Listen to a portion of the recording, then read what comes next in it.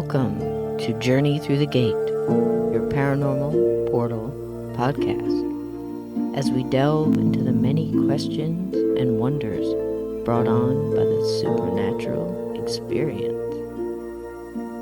What's on the other side of the gate? Let's find out together.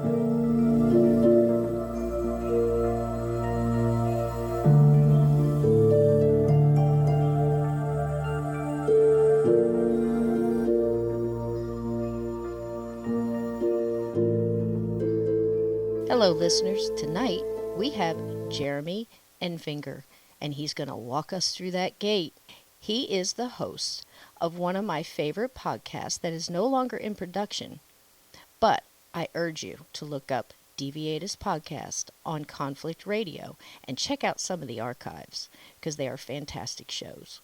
Now, Jeremy currently takes what I feel is a fresh look at paranormal investigation, and he will share some of those ideas and findings with us tonight. We are lucky to have him. Thank you, Jeremy. Come on in. I'm here. Thanks for having me. Oh, it's wonderful. I've been wanting to talk to you for quite a while. And just for the listeners, I'm familiar with a lot of your early experiences with the uncanny and the paranormal. You want to tell our listeners a little bit about that, if you don't mind? Sure, I've got so many. I know. I think the ones that I've talked about on other shows before, and I don't know how many of those your listeners have heard, but a lot of them stemmed from when I was a kid. I had a lot of shadow figure sightings, and honestly, it seemed like I moved around a lot as a kid. Just to give you some context on that, the high school I graduated from was the 13th school that I attended. And that was a school that I finally stayed at. I attended all 4 years there. But, prior to that, 12 schools up to 8th grade, that's more than once a year moving. Yes. And I'd say 4 of those at least had activity in them. Wow. I lived in this house in Flagstaff, Arizona at one point. And that was a kind of a unique town. This house was kind of on the outskirts of town. And, me and a couple of the neighbor kids used to grab our BB guns and, go forage around in the forest. And we found all these kind of like what looked like volcanic caves and things like that. It was a great place to grow up. Too bad I only spent a year there. But that house was crazy. I was kind of a latchkey kid. So, I'd come home from school and neither of my parents were home, but I'd come home and, like weird things would happen. Like we had a dog. She was normally, she never barked. And she was an older Doberman, kind of fat, and she'd be sitting in the corner and normally she'd come up to me and greet me when I'd come home. But after a couple of weeks just living there, she'd just be sitting in a corner and whining. I feel bad for her. She's all by herself. She'd soiled her little blanket that she had there, which was awkward. We thought she was sick. We took her to the vet. They couldn't find anything wrong with her. But then you started noticing things when I'd come home where, items would be displaced from, where we'd left them. Wow. I came home one day, all the lights were on and all the cabinets and drawers were open in the kitchen. Refrigerator and freezer door were open, and things were melted. So it obviously it was open for several hours. Quite a while. How old were you, Jeremy, when this was going on? Did you say you were a latchkey kid? So. And yeah, I was about 10 years old when 10. That happened. Yeah. So yeah, my parents left work at the same time in the morning. We both, leave the house, and I'd be with one of them. They'd take turns dropping me off at school, or sometimes if I didn't wake up quick enough, they'd be gone, and I just knew I had to catch the bus that day. Right. But usually I was leaving with them or after them, and so I know nobody was there unless the landlord came in. We were renting, but that seems a little odd for somebody to do repetitively. That doesn't make that wouldn't make any sense. I think that you've pretty much thought that one through. The number one thing for me is the change in the dog's attitude towards everything, Right. And then you took them to the vet and things like that. I've had similar things happen with animals too, and now I kind of pay a little more attention to it, a little quicker, Mm-hmm. But that, wow, poor dog, you know. Yeah, And I was and a that very uh, similar background with you, not to cut you off, but just to let you know. Yeah, 16 schools, man. I totally get it. And I was latchkey kid too because I had a single mom. So I did a yeah, lot of the same things. You're home first and you walk through that door and you know you didn't leave it and she's not been there. Your parents haven't been there. So you know. So that makes a lot of sense. Is that where you saw the shadow figure that you later found out your parents saw too and didn't tell you after you moved, or was that a different place? that was the same place. So Wow.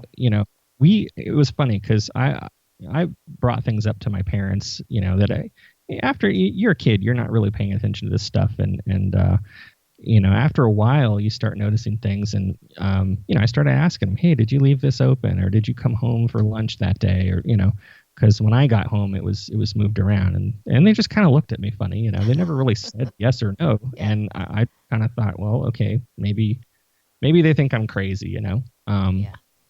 And then we're all sitting together at one point. That same dog, she was sitting there. We were eating dinner at the kitchen table, and the dog all of a sudden runs into that same corner, and the hair stands up on the back of her head, on her back, and all this stuff, and Ooh. she just starts barking, growling, and we've never seen her.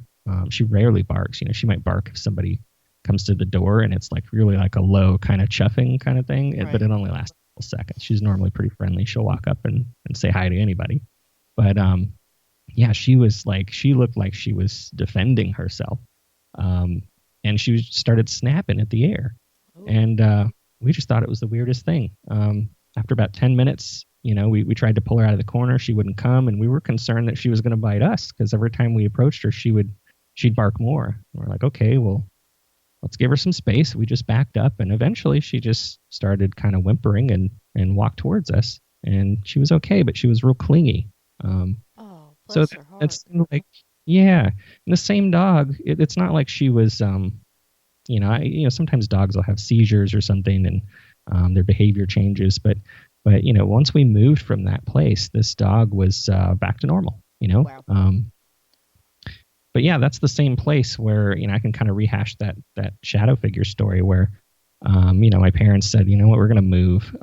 We had some help moving, but we had moved all of our stuff into a trailer um, that was being towed by my grandfather.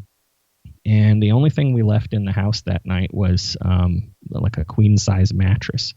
And me and my mom and stepdad all slept in that mattress, and it was like 17 degrees out that night, so they lit a fire.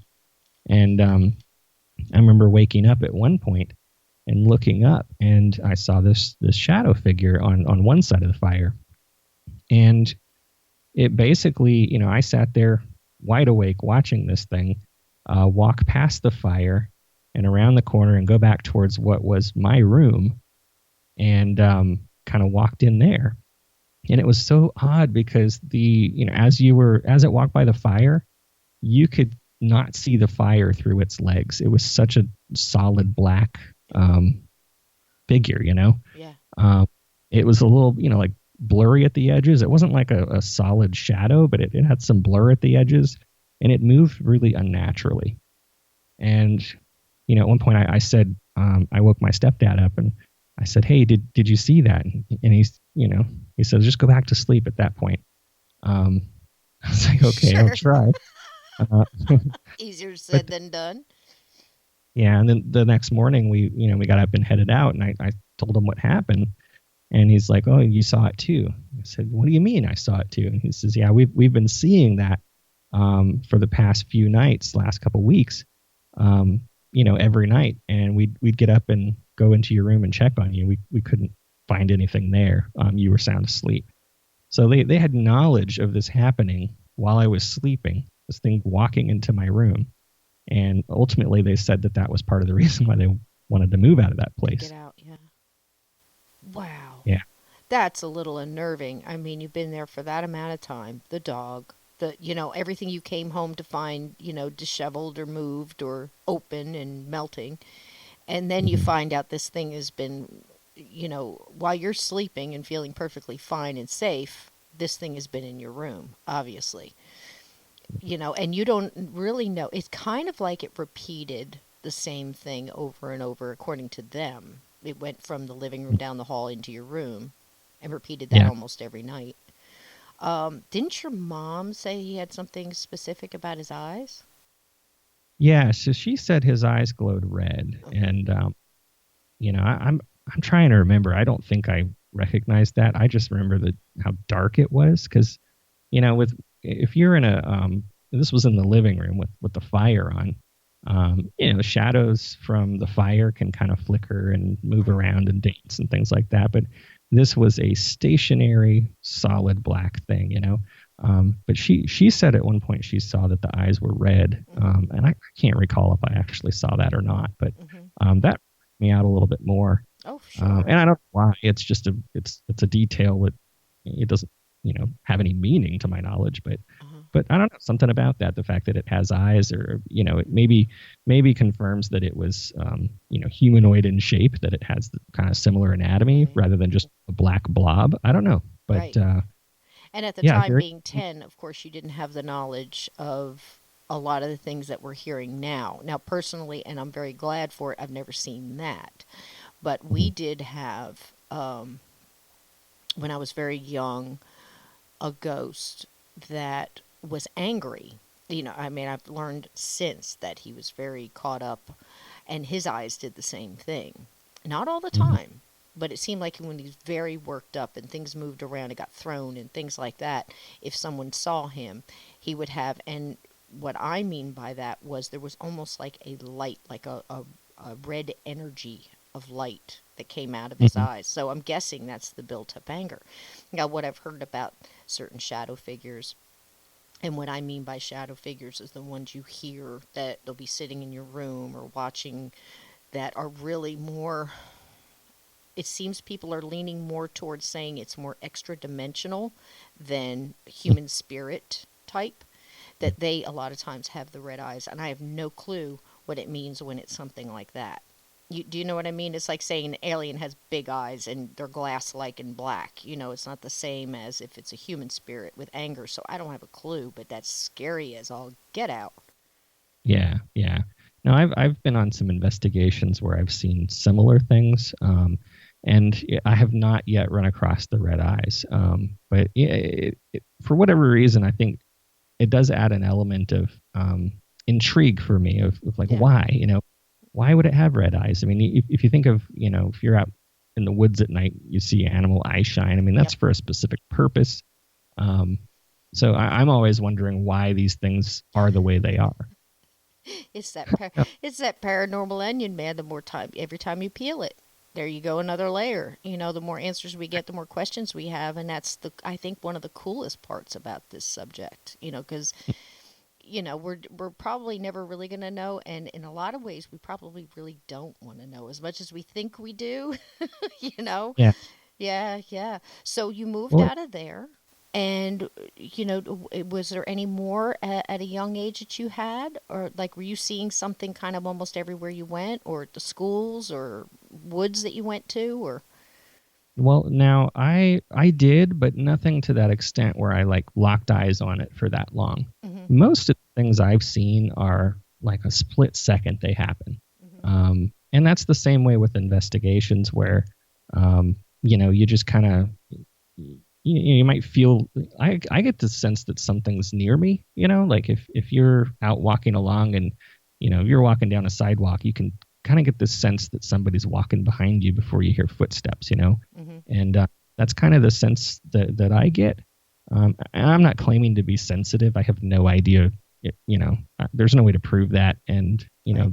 some people have suggested, maybe you have a little bit of that, but I don't know. But you kind of get this feeling. You go into a state of heightened alertness, Hmm. and you kind of start looking around, and that's when when you look around, that's when you see something ducked behind a wall or out a doorway. I see weird things from time to time that they don't necessarily take the shape of anything specific, but they're not explainable. So being having a skeptical approach is always great. But the thing is I've seen these things. I know they Yes. exist, Hmm.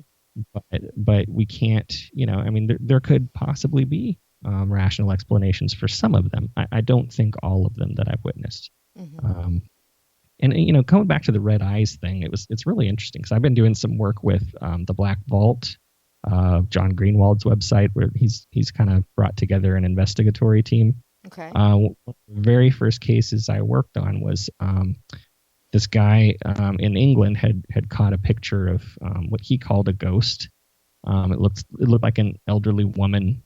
He was at like hotel restaurant and picturing him and two of his friends, and behind them is this kind of ghostly looking image. And right away I thought, oh my god, that's obviously photoshopped. It looks very easy to, like, if I took I'm not a Photoshop pro, but I could easily replicate that image. Mm-hmm. However, when you dig down to it and do a thorough analysis, I couldn't find any evidence that this thing was doctored at all.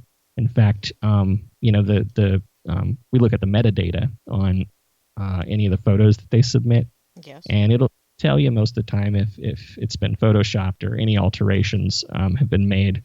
You can look at the compression level and all these technical details. And I basically wrote a full out report on this. But this apparition or whatever it was had the red eye shine. Like you get red eye on a lot of pictures and now there's software that can remove that. But what's interesting is it's people are saying, oh, maybe it's just a person that walked into frame and there's motion blur. I mean, you can definitely make out a face in some of her clothing, but like half of her head is missing. It's just kind of blurred out, and there's a really bright lamp behind her. It's an odd looking photo, but the red eye really stuck out to me. Like anytime you post something like this on the internet, people are going to argue back and forth. Yes, it's real. No, it's not. Obviously, you don't know what you're talking about. It's like, I challenge anyone to do the diligence and I can provide that original photo to anybody. Uh-huh. Send it to me. We'll send it to me. Yourself. We'll put it in the link so other people can look at it. That's very interesting. I'd love to see it. Yeah, sure. Honestly, I almost dismissed it right out. I was like, nope, I don't even want to spend time on that. But then I was like, well, is that really, this guy? I talked to him. I did a 30-minute phone call with him, and that's on Greenwald's site. You can hear that interview, but I didn't get any sense from him that he was full of crap. Right. So and looked into it, and yeah, I just didn't find any evidence of tampering. But the discussion goes is, a lot of people had a problem with that red eye. They said, well, how can a ghost have red eye if it's not really there? Right. But what do we really know about ghosts? True. So you can't prove that they exist scientifically because it's not repeatable. Mm-hmm. It's peer observable. You just happen to get lucky to catch evidence sometimes. You can't just make it happen whenever it does. But there are reports, anyways, of ghosts, being able to physically alter things. I've seen them alter things in my home, like we just talked about, moving physical objects. Why couldn't it be possible for one to manifest in a physical form and get a red eye effect on a camera, just like, one of the guys had in that photo? Truth. And also that brings up the subject of, okay, again, neither one of us are experts, and if I'm nowhere near technical, like you are. But just going on feeling and kind of what I've seen, and kind of I've seen garbage, like you go back to the old Victorian stuff with the ectoplasm coming out of their noses and the horns floating around. We know that there's trickery. We know that I've seen magicians and illusionists walk on water and put a card through glass. We know things can be done to trick our minds. That's one. We know that. However, also knowing some things that I've seen personally, and I've seen ghosts be able to manifest differently to different people. Mm-hmm. Do you see what I mean? And I've seen them also. I don't know if you ever heard of this phenomena, and I don't know that there's even a name for it. There probably is. But I've seen different people look at the same photograph. I have one. I took the picture. I know I didn't do anything to it. And I've seen people look at it and see it right away. And I've had other people look at it, and even if you circled it and pointed at it, they can't see it. And I'm not talking about matrixing here. I'm talking about something else. I don't know if it's the way we perceive things. It Hmm. could be simple as, I see a color blue. Well, how do I know that color blue looks the same to you as it does to me? It's kind of, Right. you get into that. So if they can manifest differently to different people, then why couldn't they manifest a scarier um, looking thing? Kind of, sort of like you hear about these entities that know what you're the most afraid of, so that's what they're going to show you, that kind of thing. So Yeah. why wouldn't red eyes be scarier? So if they're trying to put that out, that Hmm. could be a possibility. The other possibility, of course, could be, like I mentioned earlier, the ghost that I saw at that particular time just happened to be really angry, and maybe that energy just shows as a different color. Like they say, orbs have a different color, or a mist, or something like that. If it's really, really dark, it's deep and negative, or if it's this. You see where I'm going? Could be any of Yeah. it. It could be a combination of those things. So I don't know. Right. I don't know. It's just, it's again a mystery, one we haven't uncovered yet. Amazing. Yeah, it's interesting that you bring up the perception thing because, I've had experiences with other people where perceptions have been different, Mm-hmm. and I've also been, I've initially I started investigating. It wasn't that long ago, maybe a couple years ago now, with a local team called San Diego Paranormal Eye. And I have some clips that I'm going to share with you eventually here, including some of them. But I've noticed there's a few people on that team that are sensitive or believe they're sensitive, or Okay. um, and you notice that the perception amongst them is even different, out on these investigations. Some people see things, some people hear things, some people just kind of have a feeling, Mm-hmm. or they can, in other words, they can tell if it's a male or female, or approximately how old, or Mm-hmm. if they're lost, lonely, or angry. Mm-hmm. Um, and those vary based on location. And again, this is stuff that I don't necessarily know how much I buy into some of the psychic stuff. Um, but at the same time, I mean, why wouldn't you at least consider it? Because you can't prove any of this stuff. Right. Um, Yeah. so, but I think I shared this on Shannon's show. But there was an occasion where I was sitting in the living room after my kids had gone to bed, with my wife. We were watching TV, and I thought I heard something in the corner, and I turned the TV volume down, and I looked over, and she's kind of like, "What?" And I said, "Look over in the corner there," and as soon as I did that, I saw what looked like some kind of black, spinning shape. To me, it looked like if you wadded up a t-shirt or a towel Mm-hmm. and dropped it from the ceiling, down to the floor. It was going about that speed, Mm-hmm. but it was just a shadow, and the shape was changing.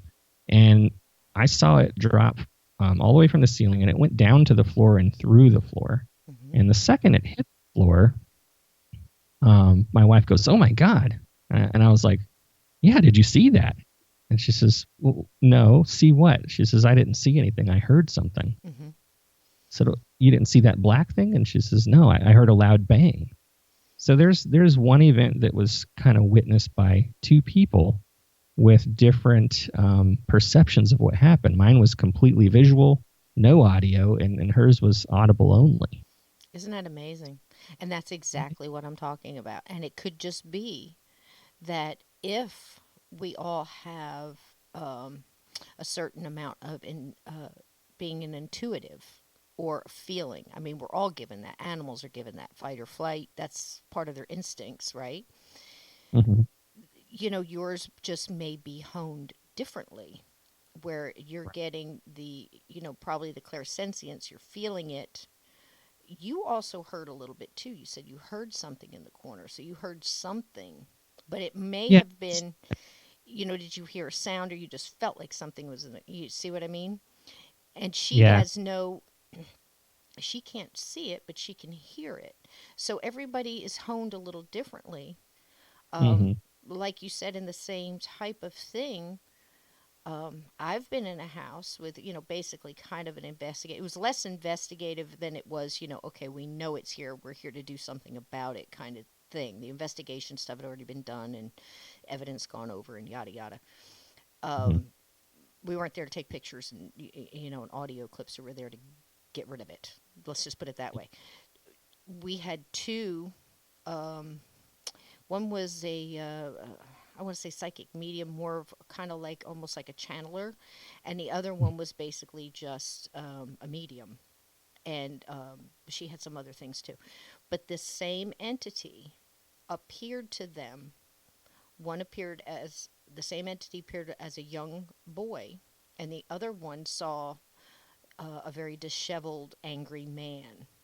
Same entity, same Hmm. spot, same time, two different visions. Oh wow. Until they got started talking together, like, I'm feeling this. Yeah, we're feeling the same thing. We're feeling that he's not showing us who he really is because he's trying to throw us off. And they talked about it till they got to the point where, yep, they figured out it was the same guy, just appearing in different ways. And it had appeared that way and other ways to other people in the home, the homeowners. So Hmm. how is that possible? No clue. Yeah. No clue. Yeah. That's so crazy. Isn't it though? Which is another reason that, I'm a staunch believer. And again, like I said, it's hard to be an expert in this. Not an expert. I've just seen some things and tried really hard to figure it out and talk with other people, and you gather data and you come up with a theory, and then the theory gets blown when you get another piece of evidence. It just keeps happening. But, Yeah. you know, uh, it that's kind of why you almost need a couple of quote unquote sensitive people there, because you can see a full body apparition. Say you see something walk through a laser grid or something like that, and I'm sure the listeners have seen that all over TV. You see something break the light and you have a figure, you get it on video. You might even have a clear EVP on, somebody saying help me or get out or whatever you want to hear. But unless you've got somebody in there that can delve into the feeling that this entity is putting off and the Hmm. energy, whatever you want to call it, they can say basically, okay, that little girl you've been talking to, and she's playing with the dolls upstairs. That's the same entity that's in the basement, and it's just manifesting that way. It's not a little girl, it's this thing. There's so Right. many Right. layers. Well, and I think that's what I appreciate it. I don't go out with the San Diego Paranormal I team anymore, but I have maintained some relationships there, and one of the people that I have consistently gone out with, and we don't necessarily advertise for our services, but we kind of get word of mouth recommendations for Right. cases. Is Her name's Nicole, and she's on that Weirdos and Wine podcast. Okay. I'm actually be on that show eventually That's a here. fun podcast. That's a fun podcast. It is, and, Yeah. and they got me good and liquored up. So Yeah. forewarning now, anybody if Yes. anybody listens, um, You might I don't. not want I to listen to that one at work or with your say, kids in the car. yeah, no, no, not at all. I honestly I don't remember most of the conversation, so I'm a little worried about what it's going to sound like. But anyway, but she's also someone who is she has these senses, and they've played into our investigations, and we continue to do things, every, I don't know, every 4 to 5 6 months maybe we will find an opportunity to do an investigation. And what I like about her approach is she doesn't always state what she's feeling at the time. um, in other words, like we'll do a session inside a room, one particular room, and after the recorder's off, she'll talk about it and say, I really felt like there was a female in there, or whatever the case may be. And we Mm-hmm. take a note. And then when we go to listen to that clip, we look for ways to corroborate that with any evidence we catch. And Mm-hmm. I think that's more valuable than somebody, walking into a room and saying, oh, there's a little girl over here. Yeah. And, I feel like that's guiding the investigation. In other words, that's, you're expecting or you're wanting to hear a response from a girl. Um, and I don't think that's the open-minded approach you should take toward an investigation. I agree it's valuable to have somebody with those kinds of traits on your team, because it can validate your work. Um, Yeah. But yeah, Absolutely. I'm. Yeah, absolutely. I agree. I agree.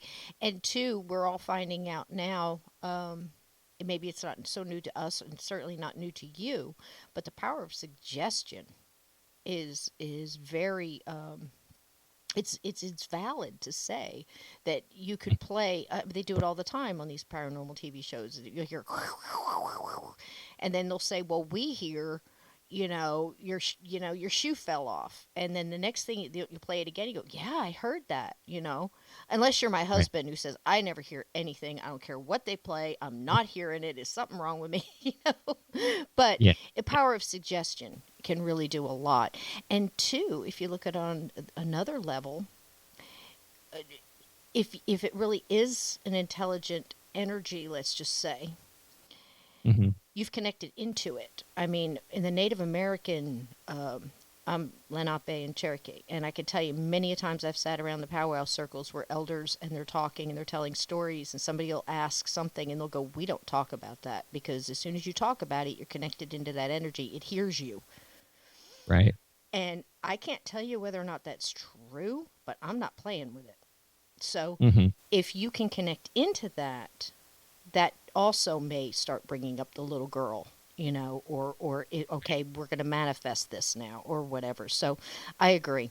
I agree. And before you're going to play us some EVPs and tell us a little bit about like equipment that you like to use and why, Right. just for people that might be investigating. But before you do, you said something I wanted to kind of get back to first before we lose it. You were saying that when you see when you were describing going through the woods and getting that feeling that you never really made eye contact with anything. But I know a story where you kind of did get a little eye contact, and not only did you see it, but it seemed to see you. You want to tell us Yeah. about that one? You talking about the Arizona one on the Oh road? yeah, that's Yeah. creepy. Okay. So, yeah, and keep in mind now this. I've talked about this on a few shows, and one Right. of them was actually on a show called Unpopular Culture, where the host is a psychotherapist. Yeah. I went to seek psychological help after seeing this because I thought I was losing my marbles. It was so different than any other kind of paranormal experience I had. Right. Um, but this was right after my daughter was born. I'd say like the first 9 months of her life. She was born in January, and this happened in I think early September, um, and this was back in 2004, or I'm sorry, 2005. Um, so I would commute to work. I lived in Mesa, Arizona, and I'd commute in to Phoenix every day. And on my way home from work one day, I'm driving. I'm driving. If anyone's familiar with the roads, it's east on Highway 60 towards Mesa, and I, just doing my thing. You kind of zone out on the road, and I saw a little motion to my right, and I kind of look over. There was a car merging into the on ramp into my lane, and I was just making sure that I wasn't in their way and that he was watching for me. Um, Little side note, there's a lot of snowbirds that live there. People drive nuts. Can Nothing imagine. against snowbirds, but you got to be on your toes when you're driving around that area. Anyway, so I looked over real quick just to check this car, and I kind of looked back ahead, but before I looked straight ahead again, I kind of glimpsed something that looked out of place. So I looked back again, and maybe 100 yards off the freeway, I saw this thing. It was a really tall black figure, and it just looked like it was standing on the edge of a rooftop overlooking a like a driveway, like it was on the top of a garage. And I was just thinking, like, my God, that thing looks so tall. It's at least the height of from the ground up to the roof. So you're talking, maybe 9 feet tall. Right. Right. And I just thought that's so weird, and I kind of just watched it for a minute, and I'm thinking in my head, like, well, it's September, maybe somebody got their Halloween decor up a little bit early. It looked like the Grim Reaper, right? Hmm. Uh, and then, right before I looked away, it it moved. It totally just crouched down, like on one knee, and I was like, "What the fuck is that?" Sorry, I don't know if you pressing on your. That's okay. I can beep it, no problem. I was But thinking the same thing. yeah, no, and so I mean, I watched it as long as I could, and it What? just stood there, crouched, and I was like, oh my god, okay, so Ooh. I want to go home. I shook it off. I went home. This same thing happened for about a 2 week period. I probably saw it 3 or 4 times, and it wasn't always crouching. So most of the time, it was just standing still. That first time I saw it, it was crouching. Um, so finally, after like the third time, I'm like, okay, I'm going to bring a camera. And this is back before cell phones were great and had good cameras on them. Hmm. So I had a little Sony CyberShot camera. I think it was a 5 megapixel, and that was cost me like $400 at the time to give you kind of scale of when this was and the technology that was available. Um, so I'm on the lookout for this thing for a few days, and finally I see it. Um, so when I saw it the next time, I reached down, picked up my camera, turned it on, and I looked up, and the thing like turns its head and looks at me. Just startled me. So, I don't know what happened. Like, I wish I would have just been able to focus and snap a picture. That unfortunately did not happen. But, It may have been you know, fortunate. Can you imagine if you did, it knew you did, and it didn't want you to? Think about oh it. God, yeah, I don't know. Oh, So then yeah. I kind of, yeah, I kind of look back again, and it's gone. I don't see it. It has moved. Mm. Okay, so I set my camera down next to me in the truck, and I'm coming up on this, those big light poles that kind of overhang the streets. Oh, sure. They had them on the freeway at this time. This was it wasn't a new freeway, but there was a lot of construction going around on in the area, and they were putting light poles up a little further out away from Phoenix. And this one, it was just, they're really kind of wide. They stretch out. At that point, it was like maybe a 2 or 3 lane freeway, and it stretched out about halfway over the lanes. And on the end of this light, I saw this thing. It was crouched down watching me. And as I passed underneath it, it just Yeah. followed me with its gaze. And it was close and so large, it just scared the hell out of me. I was kind of paying attention to how it looked. It just looked like a black cloak. If you think of the hood that the Grim Reaper wears, Right. but no opening in the front, it was sewn shut. I mean, you couldn't see like a face or anything, but you could see like the head moving as I went past it. And you knew, And and you kind of knew it saw you. You felt it, oh kind yeah, of. Yeah. it was I'm getting chills talking about it right Right. now. I was instantly filled with fear. Yep. I ducked down in my chair or in my car seat, to where I could barely see the road, and I start kind of swerving a little because I'm panicking, and I'm sure the other drivers around were thinking I was crazy or something, but I kind of looked around when I passed the thing. I couldn't see it in the rearview mirror on that light pole, but I was just looking around for it. I'm like, where is it going to appear next? Right. And everybody's kind of. I'm looking at other drivers around me, and they're doing their own thing. I don't think anybody else saw it, and that's when I was like, maybe I'm hallucinating, but Right. I lost a lot of sleep over that. That's a I think. pretty vivid hallucination. Now, I mean, as far as hallucinations go, you Mhm. know what I mean? And that just doesn't seem like it just kept changing. It wasn't the same thing repeating, or you just seeing something standing there. I mean, it almost it somewhat interacted with you. It moved. It was different Yeah, days. I'm surprised you didn't drive off the road. I don't know how you did it. You I know, don't either. I don't. I wasn't one for a lot of that. I was luck, I guess. Wow, wow.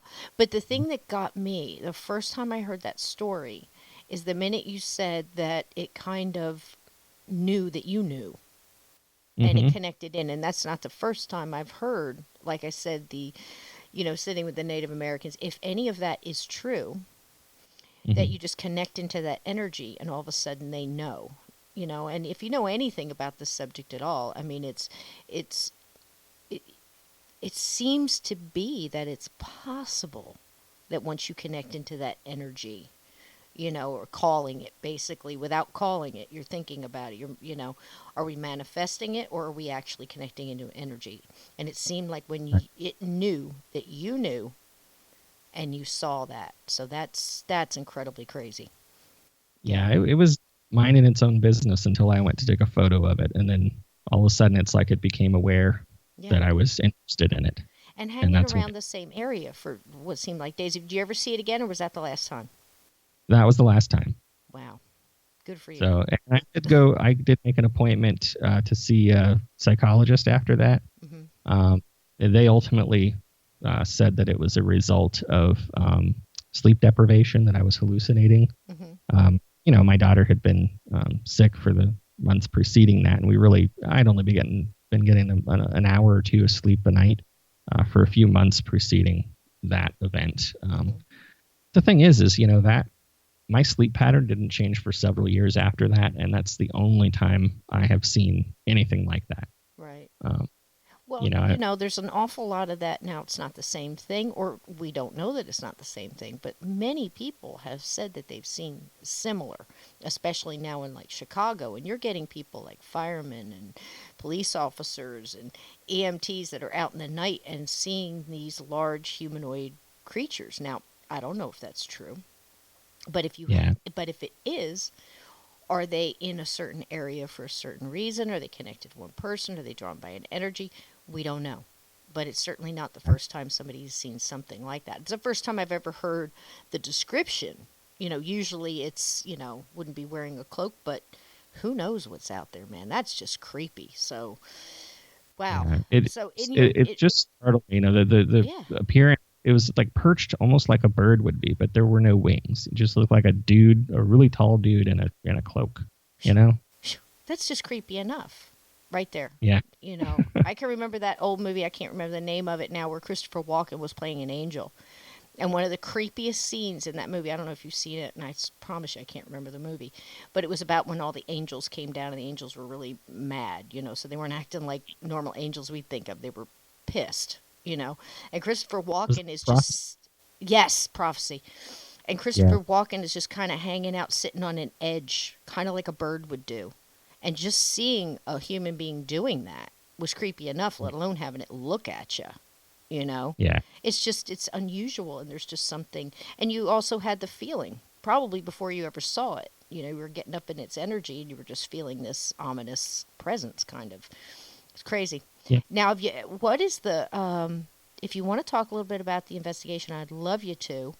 Um, I know all of these things kind of snowballed into investigating. You want to. We're all seeking answers, of course. So, what kind of equipment do you like to use, and why? Um. So I think with any equipment, there are definite pros and cons. Some of the clips that I brought are various types of equipment. Some of them I like more than others, but my go-to is just a simple audio recorder. Hmm. Uh, I feel like video's great. I actually have I started modifying these little GoPro cams to be full spectrum. Um, I've never I've never caught anything visible on video before, and granted, I haven't done this very long, but I find that I catch so much more on audio.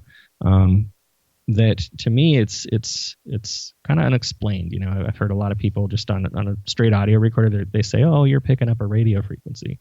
Well, that can't work technologically with how these are built. There's no antenna, there's no way to receive a signal on these. Right. You can only hear audio picked up from a local area around the microphone. Hmm. So It's not um, like we're talking about a baby monitor here. I mean, right, I know that any kind of. I've worked on construction, and I know many channels. I'll pick up, other construction workers talking. We're not talking about that. We're talking about something that's only going to pick up the audio that's around the mic. Correct? right, exactly. Okay. A certain proximity to the microphone, depending on the manufacturer, there's different statistics for how what's the useful range of that microphone, and what frequency, high or low frequency, it's able to pick up. Right. Now I use Zoom H1 when I go out. That was the first actual digital recorder I bought. And that thing, it has a wider audio range than the human ear. So most do, but this is a really high quality one, because it's using the same microphone array as the H4. Hmm. It's just it's cheaper because the housing is more plastic. Like if I dropped it, I'd be worried that it would break. But usually I sit it on a little tripod somewhere, or carry it around with me. But yeah, so that's what I use. Nicole has some other stuff. She has a SB7 Spirit box, that's very controversial. I think people hear things on there that I don't hear. Yeah. But I've also heard some things that are pretty unmistakable. Right. Now, the spirit Um, box is the one that has the white noise, and basically the premise of that is the entity, spirit, ghost, whatever, will use words that already exist, or do they, and then pull those out of the air and use them, or do they use the white noise and the energy to form the words they want to say? How does that basically work? So this particular one, I'm not sure if it has the white noise feature, but what it does is scan radio frequencies. So Okay. known radio stations where there's already words going through it. Right. A lot of times there's static. If you are on the road, I say this because when I'm driving, if you cross into a different area of town, Right. the radio stations might be different. So you just kind of hit the scan button, and it'll go a few channels and then stop on one that's getting a clear signal. The thing about this one is the SB7, you can scan it. We usually set it for 250 milliseconds, meaning 4 times every second you're changing channels. Okay. So if the idea is that if you hear a word or a sentence that's longer than a quarter of a second, then that can't be coming from the just the random changing of channels. Right. That's a good So explanation. So that give the listeners an idea that, it's not, it's basically having to use more than one station to put together what it right, wants to say, which right. is So you might wild. hear syllable like made out, but you can't really count those as evidence, because you could just be scanning a one syllable word that just happened to be said. So what you're looking for is long sentences, preferably in the same recognizable voice. Hmm. And I have a little clip here that's just an example of the SB7 Spirit Box scanning while nothing is really suspected to being as being said. Okay, So let before me, you play that, let me ask you this real quick. Do you normally, are you one of the type of people that'll ask a question and then wait? Or do you just roll it and let go and then investigate it afterwards? Do you try to listen back in, not real time, but like, is anybody here? And then you wait and then you play it back to see if they answered? Or do you ask questions and just let it roll and then check it after? so what I'll do is, the Spirit Box itself does not have a recording feature. Okay. It's just a radio that's scanning. So typically I will ask a question, wait 10 or 15 seconds, maybe ask another question, and I'm recording on another device. Okay. So at the end of the night, once we've finished, I'll go back later, usually the next day or next weekend or Okay. whenever I have a time, and review all the audio. Okay. There are times where some of my clips, and I'm not sure if they're on this one, but people recognize it in real time because those are audibly, heard at the Right. time you're doing it. So some people will say, "Oh, I heard this word or this word," and it's like, "Yeah, I didn't hear that. I'll have to go back and listen." Okay. Well, But then sometimes absolutely. Yeah, play it for us. I was just trying to get an idea because everybody does it different. Some do the little handheld held ones, and they'll ask the question, and then they'll play it right back to see if they got an answer. Everybody seems to do, there's a certain realm everybody's in, but everybody has their own style. I was just seeing what kind of yours was. That makes a lot of sense. Yep. right, and I'll talk about an experiment we do that I think eliminates some variability too. But here's what it sounds like just without any words necessarily coming through.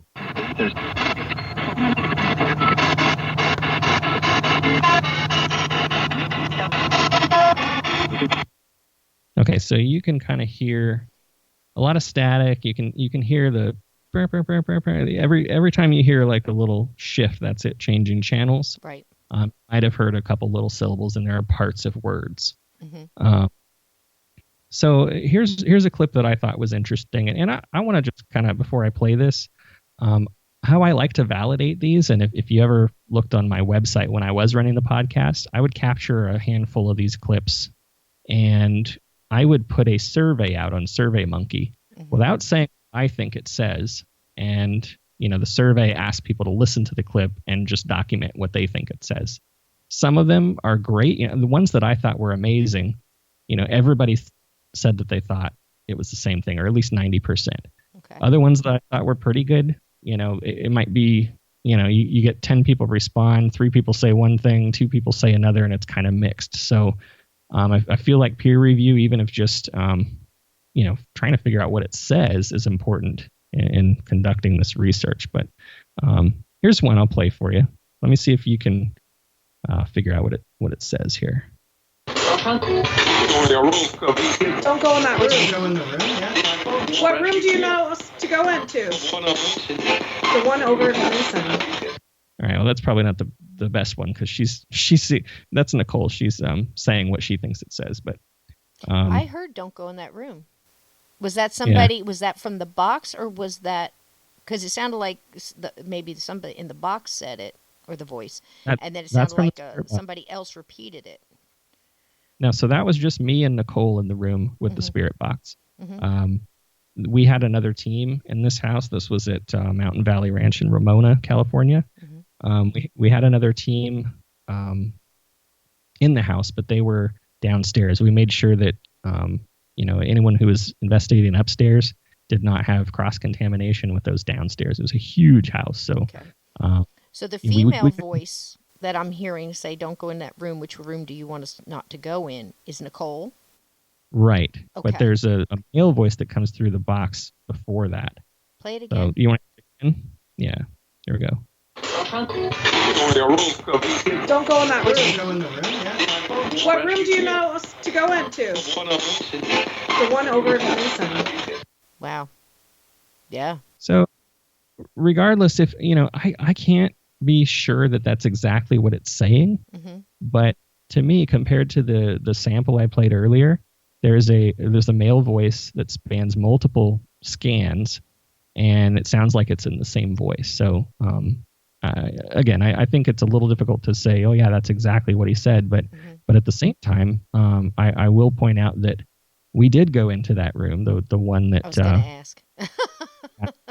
And we had a lot of activity there. We had it was a lot of unexplained knocking. We found cold spots, and one of the investigators earlier had some pretty crazy EVPs happen out of there.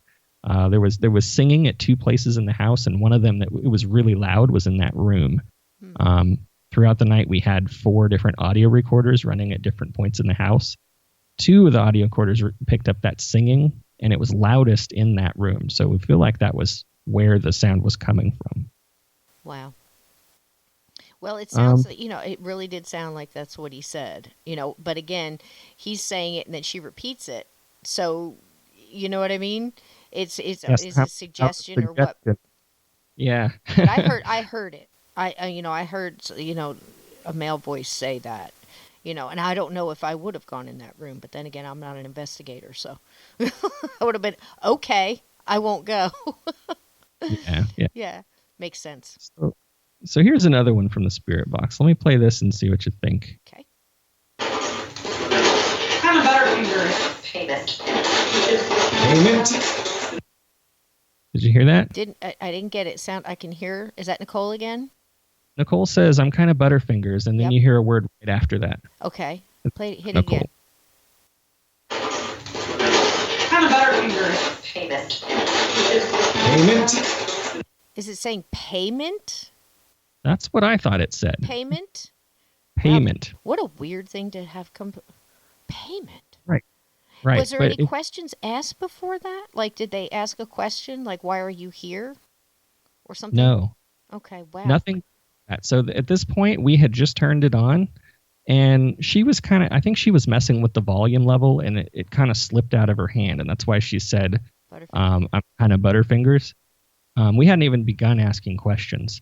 But I slowed that clip down a lot, and it spans about 3 frequency changes that word, a 2-syllable word. Mm-hmm. So it's to me that was one of the more clearer ones, but it just didn't fit in the context. I mean, we hadn't even been talking about anything. So, Right. it's something to be interested in, but it doesn't mean anything, Right. Well, if you wanted to, and if you were, say if that was on, let's say one of our paranormal TV shows or something, it would say, "Go payment. He's here for some kind of payment." He's paying back somebody. You can read a lot into it, but that's just an odd word to say out of nowhere.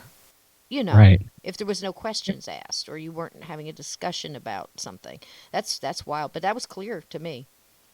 Yeah, and it just goes to show, like, how do you know if this is intelligent versus residual? Exactly. True. So one of the other pieces of equipment that I like, but I don't make a habit of using it too much, is called the Ovilus. Okay. What this is it's a tiny little box, and it's got a little speaker on it, and it's got radio antennas, and supposedly it's got a library of dictionary terms, and you're supposed to just sit it there, and if you ask a question, it's supposed to just spit out words if something's responding. Honestly, I don't like it because I don't understand how it's supposed to work, and when I use something, I like to really understand it.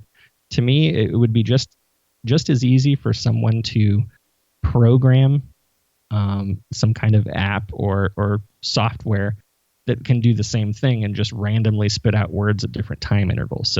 So I'm not sure what to make of it, but I have one clip with the Ovilus that I thought was really interesting. Are you familiar with the device I'm talking about? I am. I'm visualizing one now. Now, is this the one that not only says it but prints it out on the face? Yeah. Okay. Yes, then I am. So I'm going to set the scene for this because we're up in an attic. There's 3 male members of the team. I'm one of them. So you have one guy who's kind of leading the questions, and another guy you're going to hear some overlapping chatter. Another guy's reading the words that come out of the Ovilus. My audio recorder was close to the Ovilus, so you can actually hear the speaker from it. And usually when this thing speaks the word, it's very computerized. Like if it's going to say Cisco, it's going to say Cisco. Kind of robot sounding voice. This one sounded really different. So I'll let you listen here.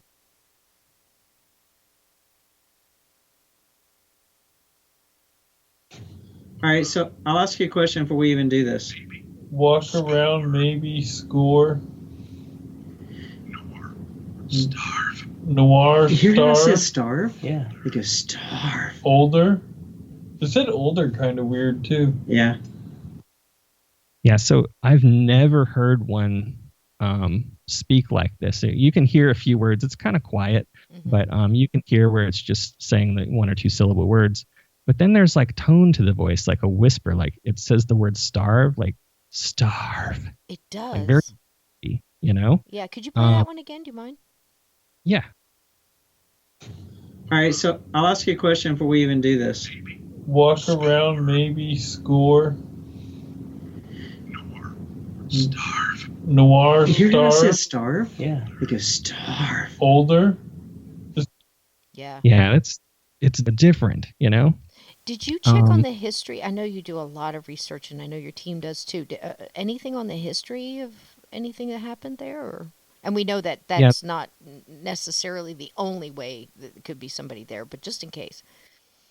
Yeah, I mean, this was a different investigation. Some of these clips are from multiple places. So this one was at a residential home in La Mesa, California. And they had a lot of what they called poltergeist activity. In other words, it was 2 adults and one of their teenage boys in this house. And they were having things being thrown around the rooms. Specifically reported they used to put like cookies up on top of the refrigerator, and they'd be either in the living room or sometimes even in the kitchen, and they would come flying off across the room. Another thing that happened was they had a glass doorknob on the son's bedroom door. He had reached to go turn it to open it, and it shattered right before his hand got on it. It just exploded. Wow. They took pictures of it and everything. They didn't really have. We couldn't find a lot of history associated with the house in our investigation. I mean, there was a lot of religious tones to the investigation. A lot of religious terms kept coming up, primarily with Catholicism. Mm-hmm. But there was also this thing called. It came up on the obelisk. A word said Manachi, and I didn't know what that meant. So I basically, later I went and Googled it, and it was another word for like a Catholic monk in Latin. But then there was also a Manachi Native American tribe that also came up on the search. And after we kind of did our investigation and presented the results, the family, we walked out of the family's front door, and the guy says, "Hey, I was looking at that. As soon as you walked out, I was looking at that word Manachi. I Googled it, and on Wikipedia, he found this image of looked like a stone dish kind of looking thing." Okay. And he says, "You see that picture?" I said, "Yeah." I said, "That's actually the link I saw when I was looking at it." And he goes, "Hold on a second." He says, "Hold my laptop," and I'm holding it. He runs around the side of the house, and he comes back with the same thing, like this thing. He says, "We picked this up at a some kind of flea market thing and it was made by the Manachi tribe." What? Interesting, Yes. And this So was that- after the fact. So, yep, you got to watch those objects, people. Buying things out of antique stores and bringing stuff in. It's possible. And that is a lot of coincidence. How interesting is that? Now, I Right. wonder if he kept it. That's I don't know. He didn't seem like he wanted to get rid of it. wow. He And walked if around and put it back so before we- basically, and then you think about starving, and it's, maybe he was hungry and wanted some cookies too, because that's that. There's so many things that are so interesting in that story. Wow. Yeah. Wow. Okay. So yeah, I thought I'd share the obelisk one. That's cool. probably the only 2 times I found it to be interesting. But yeah, definitely not normal. Yeah, that's so not a coincidence. It can't be. I mean, Manachi tribe. I'm Native American. I've never heard of them. It's not like Me too. something that's I have so. Have you? I'm Native American. I'm Creek, so Okay. my band is down in Florida, Alabama. Mm-hmm. But this is a Central Californian tribe. Wow. So Yeah, Yeah, that's very definitely not a coincidence. That's a little nuts. So, did the activity continue? I mean, do you follow through with these people, or? that was right about the time where we kind of parted ways with that team. Uh-huh. I believe they checked in with them later.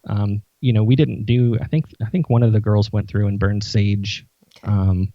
But we basically gather evidence. We don't promise Yeah. to make any sort of cleansing or anything like that. I don't know how you could do that without. I mean, there's religious rituals you could perform, but which one do you pick? Right. Yeah. Well, the first thing I would do is call a representative from that tribe and have them come over and do their thing. Or at least, I mean, that's just me. That's the route I would go, and hopefully he did. If he was thinking enough to Google it, maybe the family members or something looked into that, because that's too much of a coincidence to at least appease the spirit, if that was the spirit causing. There's a lot of questions. Yeah, as per absolutely. usual, but very interesting. Yeah. Okay, that's great. So then, so I brought a couple more clips, and these are my favorite because these are just with the audio recorder, no fancy equipment. You're just, you're sitting there with the recorder, you're talking, and basically, EVPs are funny because sometimes you hear them. Like the first one we actually heard with our ears, and it's just breathing. It sounds like a really loud exhale. We all heard it, and we were kind of in the middle of talking, but I think it's pretty unmistakable. Let me play that one. So, and this is Joyce's bedroom over in the sack, so we over in this second room here, so we want to be considerate. But we're curious. Did you guys hear that? Did you hear breath? Yeah. Like a loud exhale? Yeah, that was not me. Were you able to hear it on? Yes, I heard it. I heard it. Play it again. Do that one more time. All right. So, and this is Joyce's bedroom over in the sack, so we over in this second room here, so we want There's to be one. considerate. But we're curious. other. Did you guys hear that? Did you hear breath? Yeah, Like a loud exhale? yeah, that was not me. Yeah, they're just really slow, long exhales. Now, did Heard you? two. I did. I heard both of them. Now, when you both kind of heard it. You said there was two people in the room. There were three actually. It was me, Nicole, and then the homeowner. We invited the homeowner to investigate with us on some of the sessions we did. And all And three of you basically heard that, so it must have been just sitting right there and just right next to yeah, you to be able to hear yep, it like that. That's amazing. yeah. That was the homeowner's bedroom, and this is she's I'd say she's probably in her early 60s. She's kind of got a like a smoker's voice, Hmm. if that makes sense. A little raspy, you know. Hmm. Um, to me, this sounded very bassy, almost like a It male. did. I don't know if you can describe a male versus female exhale, but to me, it just sounded like it had more volume and like somebody large, you know. Exactly. I agree 100%. That's what I was thinking too. It sounded like an older, larger male. And I know that's hard to describe why you feel that, but it's just you're basically what you hear. If you would close your eyes, that's what you would expect to see if you opened them. And it's hard to describe that, but I felt that way too. That's amazing. And you heard that and caught it on tape, which is unusual. Right. Yeah, You know. sometimes I wonder doing a podcast how well this plays over, however people listen to it. If Hmm. you're just driving and you got a lot of ambient noise, I would encourage anybody to, maybe re-listen to that section Hmm. with headphones on because it's definitely audible. Absolutely. Absolutely. And then I've got another one from that same investigation and it's the same room, or I'm sorry, it's the adjacent room. She has like a little library book area adjacent to her bedroom, but we're like right inside the doorway between that room and her bedroom. And this is at the end of the night. We thought, we've got a lot of great evidence here. Excuse me. Let's just try one quick 5-minute EVP session, or we call them a blast, where you do 5 minutes of recording and then you stop on the spot and listen to it right there. So this is the original recording, but I also have a recording of us listening to this and being like, oh my God, Yeah. because we did not hear this voice at the time we were speaking. Here we go. I am such a klutz. This is Nicole, Jeremy, Joyce. Oh, Jeremy, Joyce. Did you hear that? Oh. Yes. So yeah, she's Miss Butterfinger. She's dropping. yeah, she's playing around with some stuff, and I think she made a loud bang noise or something right after we turned the recorders on. She's tagging it. So at the beginning of the clip, we say this is Jeremy, Nicole, and Joyce. Joyce was the homeowner, and you hear the word "oh" right after. That was not any of us. I'll play it again. I am such a klutz. This is Nicole, Jeremy, Joyce. Oh, Jeremy, Joyce. Did you hear it? Yep, I did. Now that sounded female to me. Yes, absolutely. Hmm. So in fact, the breathing that we caught was the only thing that was indicative of possibly a male. Hmm. Everything else was female. We caught two recorders, caught singing at two different times, both female. There was one that we caught where it was laughter. It sounded like it was either a woman or a small child. Almost sounded childlike to me, but we couldn't necessarily agree upon it. But I thought that was a very clear recording that we did not hear at the time. So yeah, I mean, I heard it clear enough to tell it was female, and that's what it sounded like to me. And it didn't sound like a child. It sounded more like like, oh, it was just, you could tell. mm-hmm. Yeah. Yes. So anytime you can remove the chance of something else happening, like I believe with the spirit box and with the ovilus, I think there's a lot of variables there. It's hard to really, for me at least, I know a lot of people, hang their hat on those things, but to me, there's so many circumstances that could lead to other potential variables inside those recordings. Every once in a while, you run across a really good one, but for me, more often than not, just the audio recorder and taking notes. As you go through, I like to kind of take notes as I go through these things, and later you look back at them, or even mid-investigation, sometimes you see some themes, and that can drive your next set of questions. Right. And I know that we're both on Shannon's Facebook group, Into the Fray, the Insiders, and ours, Journey Through the Gatekeepers, and a lot of times people put pictures up there. There was a picture I wanted to ask you about. It's somebody, I think Mary had put up, that somebody caught on their camera at night. It was a woman standing next to a door. Yes. It looked like she was wearing a skirt. Now, you said something very interesting, and I don't know whether people realize that or not. I thought it was very, very cool.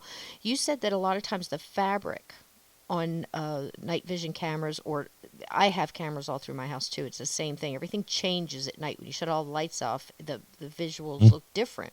You said fabric shows up. Dark fabric shows up light.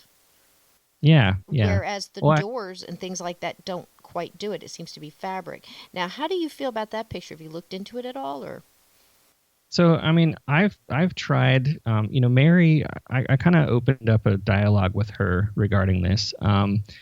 Basically, I kind of looked into this. Whenever somebody posts pictures like this online, I think, okay, it's online. You got to take it with a grain of salt. Right. Some of these things you can look at and you're like, oh, that's faked. This doesn't appear to be fake to me right off. I don't have a copy of the original photo. Right. But there's a few things, and I'm going to go into analytical mode here if you don't mind. That's cool. Few things I noticed about the photo right off were number one, the dog is standing right behind this person standing there. So it looks as though the dog is just facing it, so it might be aware of its presence. But also, everybody's saying this dress looks like a hospital gown, and I disagree. I do if too. you look at the dress like around the waist, there's like maybe a 9-inch band. It looks like it's wrapping around the waist part, and then the haircut is really short. To me, that's indicative of like a 1920s Depression era style dress and haircut. Yes. For women. And if you notice, there's also a 1920s era sewing machine right next to her. I didn't notice wall. that. Yeah. Amazing. So I'm wondering, how long the house has been there.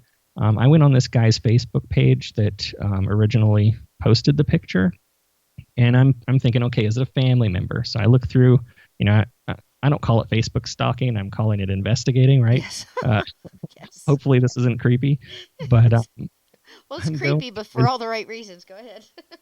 Right. I'm going through his Facebook pictures to see if I see anyone that bears a resemblance, to this person in the picture, and I don't see anybody. And his wife is, she's not, heavy, but she's not a skinny, rail thin person like in this photo. He himself, he's a typical guy. He just doesn't look like that, and I don't know why he'd be in his own house wearing a dress, but he even looks bulkier than this person in the photo. I tried to look, I couldn't find too many pictures. They have children, but their children aren't that physique either. So I couldn't find anybody in his photos on Facebook that looks like that. I also kind of looked through to see if he had any posts about paranormal themed things. Nothing. In fact, the only thing I saw was a lot of fitness related stuff. His last set of photos was a Carlsbad marathon, and I thought, oh shoot, I'm like, my city borders Carlsbad. I'm thinking, is this guy local? And sure enough, I look and he's from Temecula. So I actually messaged her and I said, hey, I just noticed this guy's local. I would be happy to do an investigation at their house if he's interested. So, I asked her to reach out. I didn't want to reach directly out to him because it's her friend, and she said she did, but she hasn't heard back. I was really hoping to see if I could check it out, because according to the story on his Facebook page is that they just got an alert on their phone when the motion detector went off, and that's what they saw on their phone while this person or while they were in the house. That's nuts. That in itself is scary. And I have similar to the same system. I will get that too. Like there's motion, and with us, most of the time it's the cats jumping from one thing to the other. And I'm almost scared to look because I told my husband, I said, you put these things in, I see something walking through the living room. The amount of people that I'm going to have in here, just get this out. Right. There's so much coming on.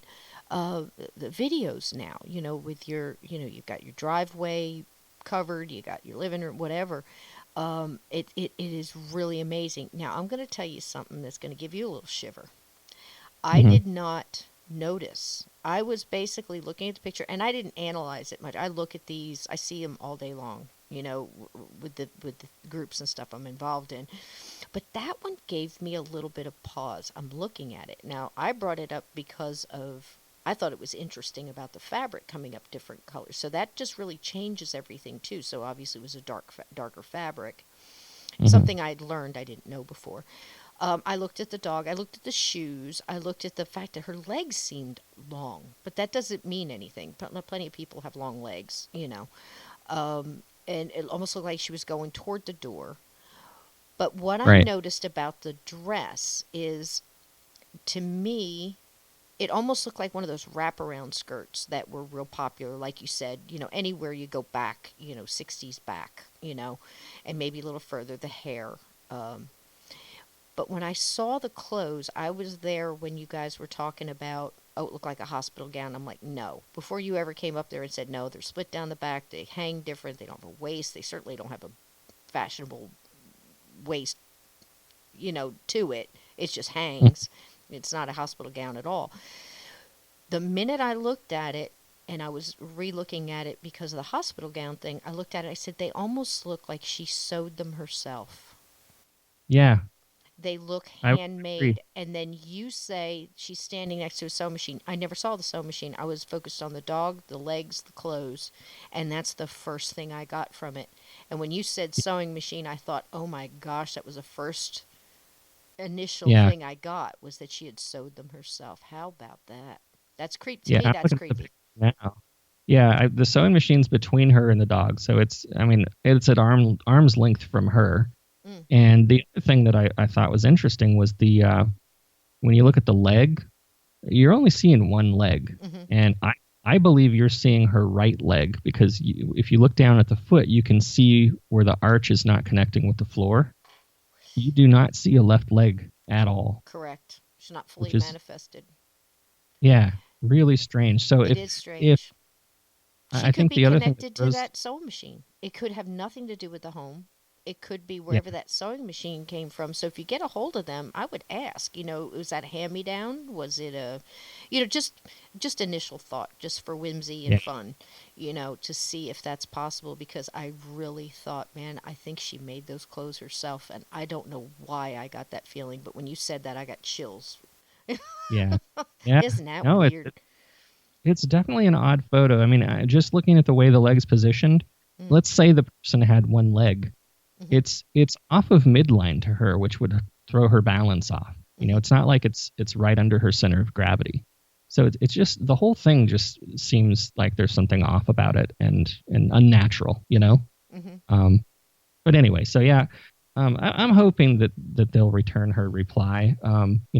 Some people get really apprehensive about letting people into This their is true. home to look into these things, and some people It's just don't, you know, have their kind of mindset towards those kinds of possibilities. But absolutely. Not that's everybody is into this like, we are. It's definitely different than it was 50 years ago, yeah, even 30 years ago. But they might just be scared, like they don't want to know.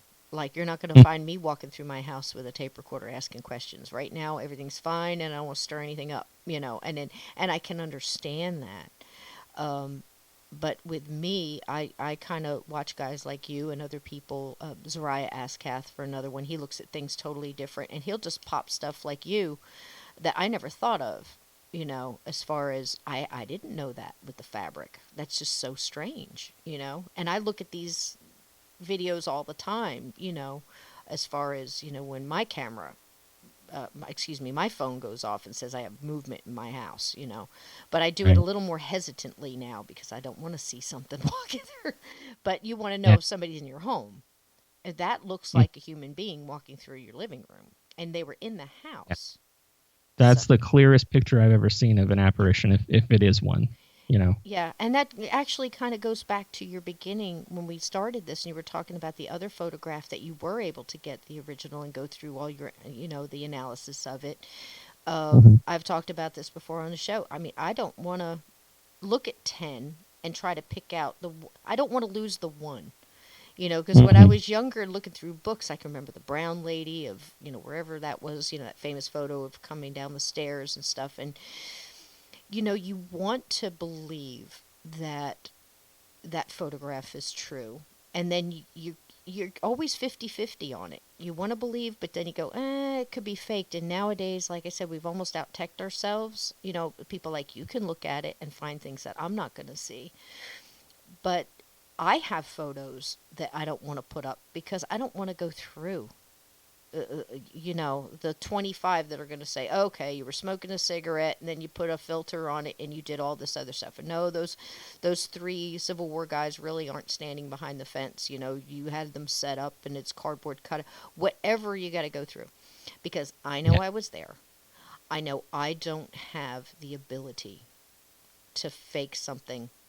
I can do Photoshop, I can do layers, I can do stuff like that, but to make it look real, I couldn't do it. Other people can, but not me. And I was there and I took the pictures. And I don't want to go through the scrutiny of it. But I would love to put them up and go, look at this. This is cool, Mhm. and get feedback on it. And it's hard these days. And I'm sure they felt the same way, you know. Yeah. So that's amazing. Jeremy, you'll come back. Won't you come back? Oh, Anytime absolutely. anytime you get evidence, I loved the EVPs and the catches and the explaining all of the different equipment and stuff. We take it for granted that everybody knows how this stuff works and, what real investigators do when they go out there. We see them on TV. We've heard the name Fleur and we've, all this other stuff, but to have it actually out there in the field, it's really beneficial for people to hear different opinions on it. And I know like you said, you want to take it apart and understand how it works, Hmm. before you really trust it. And, so I value your opinion on things like this. And I really appreciate you coming in and sharing all that with us.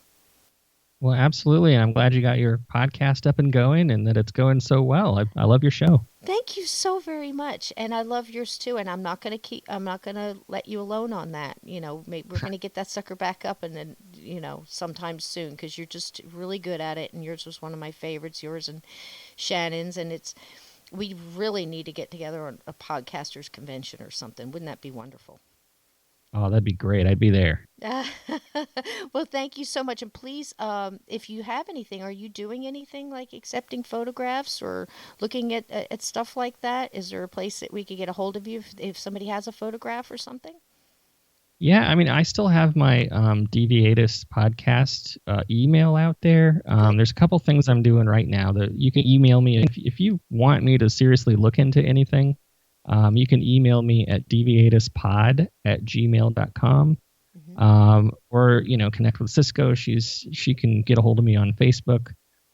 If somebody has an actual real case they want us to do an investigation on, either reach out to me directly or I'm also doing some work with the Black Vault investigations. You can either look for John Greenwald or just Google the Black Vault. You can submit case reports there. He's done a very good job at creating a system. It's got like a ticket system where he can assign one or multiple investigators on it. And we look into the evidence you have. If you want to schedule an in-person investigation, it may not be me, but it could be somebody locally in your area or someone closer to you. But we have several ways to get this stuff out there, and I kind of do this in my free time. I never charge anything for this, Hmm. but I'd be happy to look at anything that you want to send. Absolutely. I think it's terrific. And it would be in good hands to all the listeners out there because it's hard to find people that you can, trust or, that's really going to go through the evidence and not just stir up things and take off running. They're going to explain stuff to you. So I think that's fabulous. So definitely get a hold of Jeremy. And I'll have to look into the Black Vault investigations. That sounds very interesting. And I wasn't aware. So I've just learned so many different things tonight, Jeremy. Now I've got so much homework to do. And I'll send you some links to some of the cases I've done and that he's published. I think that's great. I look forward to it. And thank you for taking your time out to walk through this side of the gate with us. Very interesting conversation, and I appreciate you very much, my friend. Well, thank you so much for having me. Awesome.